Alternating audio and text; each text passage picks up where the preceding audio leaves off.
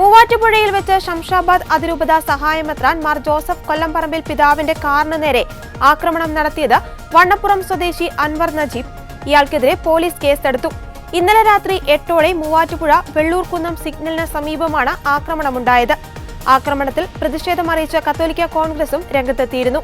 Joseph Kollamparambil പിതാവ് വിമാനത്താവളത്തിൽ നിന്ന് പാലായിലേക്ക് യാത്ര ചെയ്യുന്നതിനിടയിലാണ് ആക്രമണം.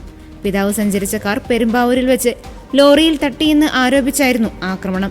പെരുമ്പാവൂരിൽ നിന്ന് കാറിനെ പിന്തുടർന്നെത്തിയ ലോറിയിലെ ഡ്രൈവർ വെള്ളൂർക്കുന്നത്ത് സിഗ്നലിൽ നിർത്തിയിട്ടിരുന്ന കാറിന് നേരെ പാഞ്ഞെത്തി ആക്രമിക്കുകയായിരുന്നു. കാർ തടഞ്ഞു നിർത്തി അക്രമി ഹെഡ്ലൈറ്റും മറ്റു ലൈറ്റുകളും അടിച്ചു തകർത്തിരുന്നു.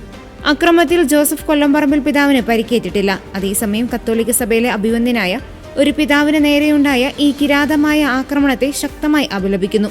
ക്രൈസ്തവ ആത്മീയ നേതാക്കൾക്കെതിരായി കേരളത്തിൽ പോലും ഉണ്ടാകുന്ന കരുതിക്കൂട്ടിയെന്ന് സംശയിക്കപ്പെട്ടേക്കാവുന്ന ഇത്തരത്തിലുള്ള ആക്രമണങ്ങൾ സമൂഹത്തിന്റെ സഹിഷ്ണുതയും നിയമവാഴ്ചയിൽ അധിഷ്ഠിതമായ ജനാധിപത്യ മൂല്യങ്ങളുമെല്ലാം ചോദ്യം ചെയ്യപ്പെടുന്നവയാണ്.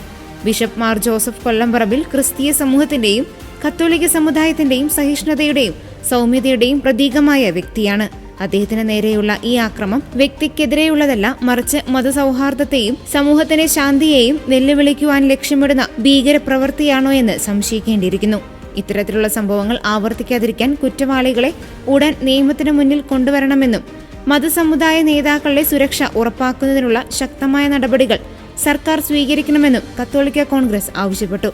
സമൂഹത്തിൽ സമാധാനവും പ്രത്യേകിച്ച് മതസൗഹാർദ്ദവും നിലനിർത്തുവാൻ എല്ലാ മതവിഭാഗങ്ങളും ഒന്നുചേർന്ന് ക്രിമിനലുകളെ തള്ളിപ്പറയുകയും അവർക്കെതിരെ നടപടിയെടുക്കാൻ സർക്കാരിനോട് ആവശ്യപ്പെടുകയും ചെയ്യണമെന്നും കത്തോലിക്ക Congress global director father Philip Kaviyil ആഹ്വാനം ചെയ്തു.